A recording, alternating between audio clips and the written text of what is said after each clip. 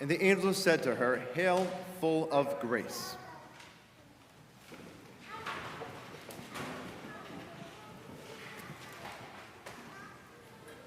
Every now and then you'll come across somebody who refers to the Blessed Virgin Mary as simply Saint Mary.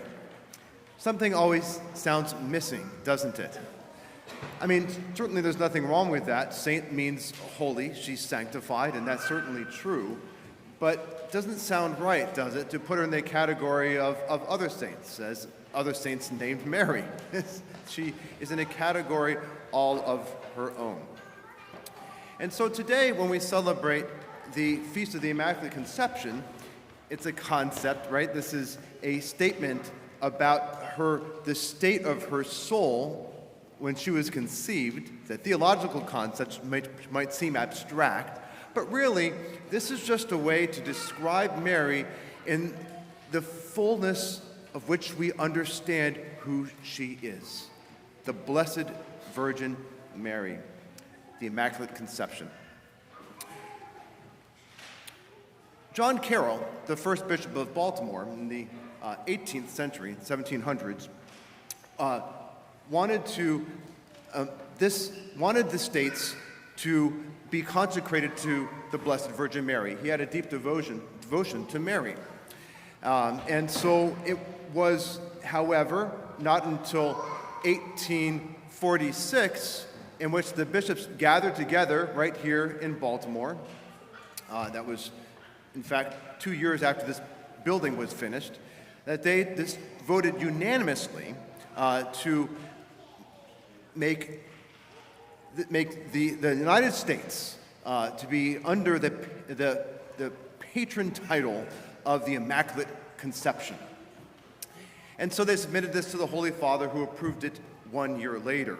But this was 3.5 years before it was established actually as a dogma, and which basically just established that, yes, we universally, we acknowledge that this is an appropriate title for the Blessed Virgin Mary.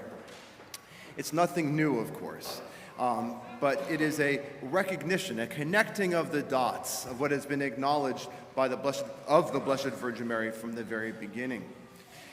But yet this actual title wasn't universally recognized until then, and it still wasn't fully understood by a young child, Bernadette, in Lourdes, France, 4 years later.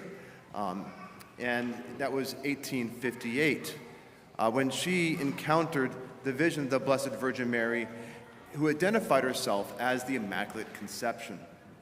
She didn't even know what that word meant, which is one of the reasons that gave so much credibility early on, that she really did receive a vision, a more than a vision, a true appearance of the Blessed Virgin Mary. How else would she have received that title? Words that she completely didn't understand. And so, which brings us back to 1830, actually, when there was another apparition of the Blessed Virgin Mary to Mary Alacoque? I'm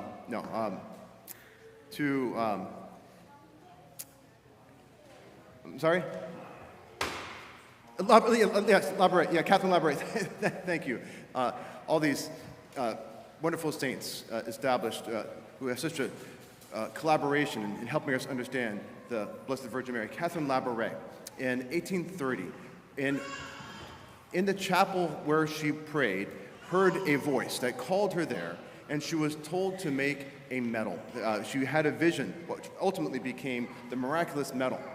It's so familiar to us, but in the miraculous medal, what do we see in the miraculous medal? We see the Blessed Virgin Mary, who is standing upon the earth, and under her, of course, is the serpent, which brings us back to our first reading tonight, which is in the Garden of Eden, where the first Eve ate of the fruit, compromised the human race, but there was that proclamation that that the woman would be at enmity with the serpent.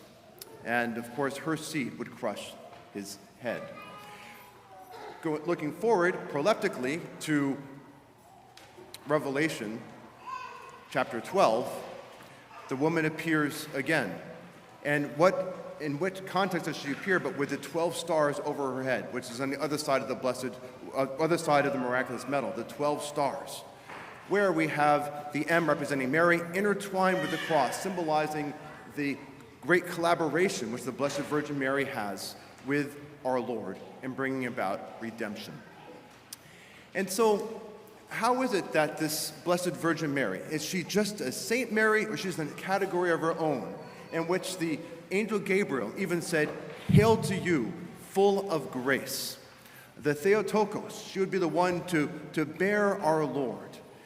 And she was the one who would be instrumental in crushing the serpent as the Lord came through her. So is it necessary that she would be without sin? It is fitting. And it is fitting to have one who would collaborate with our Lord, the new Adam, who would be exalted to the point of being able to merit the title, the new Eve. And so it is, on the reverse side of the miraculous medal, we have two hearts. Yes, the heart of our Lord who is incarnate, but also the heart of the Blessed Virgin Mary pierced by the sword, who collaborated with her, prepared ahead of time for his coming, for the new Adam, that yes, would be instrumental in redeeming the human race. So today, are we celebrating a concept, the Immaculate Conception? So abstract? No. We are celebrating simply the Blessed Virgin Mary under a title in which she is made revealed in a complete way, the Immaculate Conception. Yes, the new Eve, who gives birth through her prayers to our redemption, even through the redemption of our Lord Jesus Christ.